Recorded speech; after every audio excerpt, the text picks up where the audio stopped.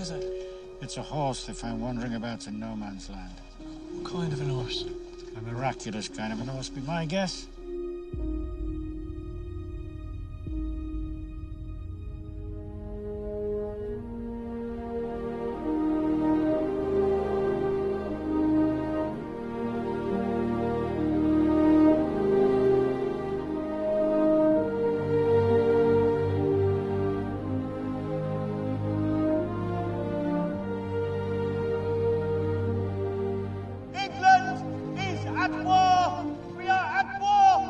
I promise you that I'll look after him, and if I can, I'll return him to your care.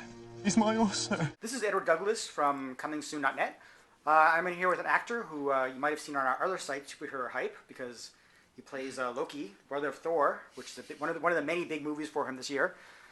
He also was in Woody Allen's Midnight in Paris, and now he's in Steven Spielberg's War Horse. So that's a pretty good trio. His name is Tom Hiddleston. Welcome. Thank you very much, sir. Nice talking to you. Thank you. First of all, I guess what's your reaction when you get a call? First of all, you'd already done the Woody Allen movie, I assume, when this came along, or what's the time frame? Actually, I got them both in the same week. Oh wow! You couldn't believe it. Or something like that. They just weren't very far apart, and it all happened in the same year. Strangely enough, I finished Thor.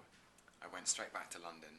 I started doing my horse riding training, and then in the middle of my cavalry training, I went to Paris for 2 weeks, did the Woody Allen film, came back, picked up the horse riding training, and then went on to War Horse. So that's how it happened. Oh wow! So Thor was already done by everything was pretty much done for Thor by all this time. Yeah, but they were very, very close. Okay.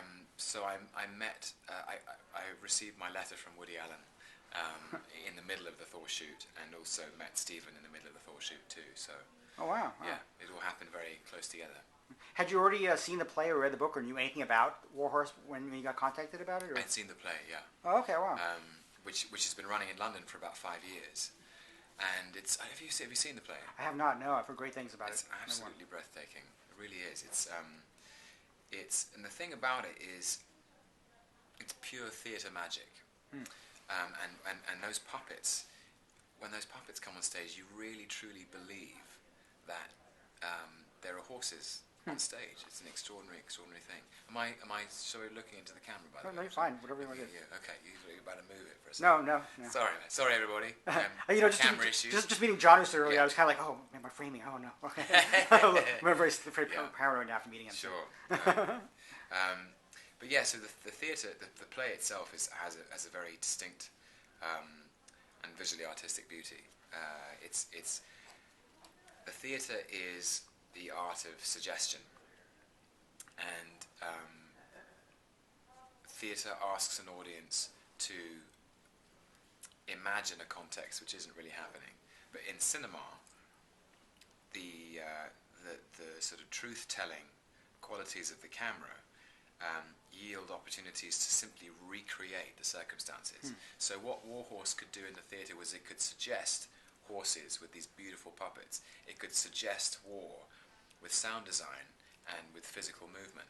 But what Steven Spielberg can do with the film of War is he can literally recreate 120 horses tearing across an open field in a cavalry charge in 1914. He can recreate the forest of flame that became no man's land, this terrible ocean of death, where no man nor no living thing could live. So that's the difference, I suppose, between the two things, between the theatre production and the film. You play Captain Nichols, who's, as you mentioned, is actually one of the cavalrymen who gets Joey the horse from the farm where and goes to war with him. I was curious about what kind of preparation do you do for those kind of scenes where you're racing across the fields with all these other horses. It's a stunning scene. It's kind of like obviously there's a lot of cinema magic involved with it. But I mean, did you have to do a lot of training where you were actually driving fast? 5 weeks, sir. But actually going with a horse that fast and oh yeah, wow. Oh yeah. There's I mean, it's like learning how to do anything. You have to start at the beginning and don't run before you can walk.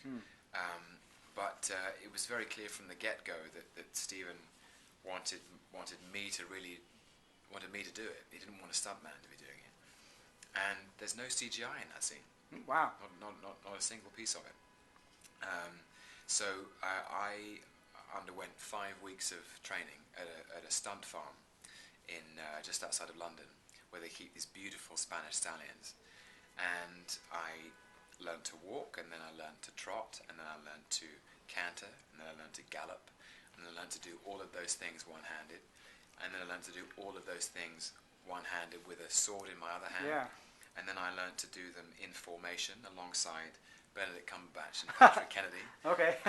And then the three of us learned to do it in formation alongside 6, 7, 8 other horses.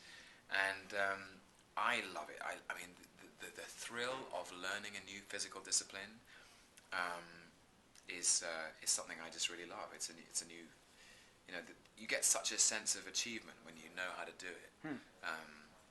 But yeah, it was an amazing amount, 5 weeks of training for a 5-minute scene. Well, England is obviously very serious about drama. They're very serious drama schools. And I'm kind of surprised that horse riding isn't part of it. I mean, obviously there's other skills you learn as part of that. And I'm surprised that there's never been any kind of horse class or something. I suppose it should be, actually. And I remember an older actor coming to tell me, he said, "Do you ride?" And I said, "No, I don't." He said, "You should probably learn." Right. The thing is, it's so expensive. I mean, keeping horses in this day and age, keeping horses in our increasingly concrete world is a very expensive enterprise, especially in a big city like London. And many actors starting out can't afford it. Drama schools certainly can't. Oh, yeah. So I felt so lucky that alongside, being allowed to work with Steven Spielberg, being paid to, no less, my horse riding training was paid for. So I feel very, very lucky indeed.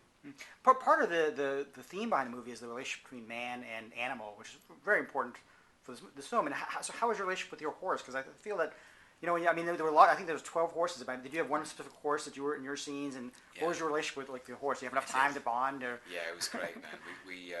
He's a Spanish stallion called Civilon, or if you say it in his true Spanish accent, Civilon. Okay. And he is this incredible creature. He's a giant. He's bay, which is a light brown, and he's just the most amazing thoroughbred hunter. He has big gleaming shoulders. He can run like the wind.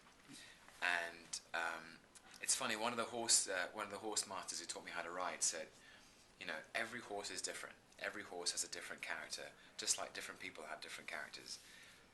But some horses are more sophisticated, and they're a bit like cars, which have more buttons. But if you ride a horse that has more buttons, you have to know how to push them. Oh, wow. And Civilon had, the sharpest buttons in the game.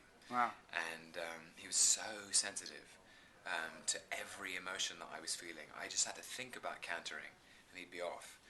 And he also had a very innate sensitivity to my mood, whether I was nervous or frightened or confident or relaxed or calm. He knew exactly how I was feeling. There's a strange symbiosis that you develop with the horse. I'll never forget him. I'll never forget Civilon. He was amazing. And this film, before my experience of making this film, I would never have believed I could get so close to an animal. Wow. Gesundheit.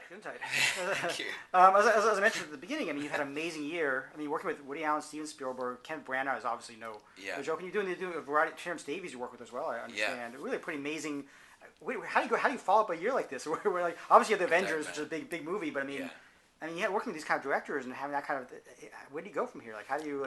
I honestly don't know. I just feel so lucky. I really do. Every time I think about it, I think I'm so glad this has happened to me when I'm 30 and not when I'm 20, because there was a time in my mid-20s when I couldn't get as much work. I could barely get a job, so I just feel so lucky. Honestly, I feel so blessed with the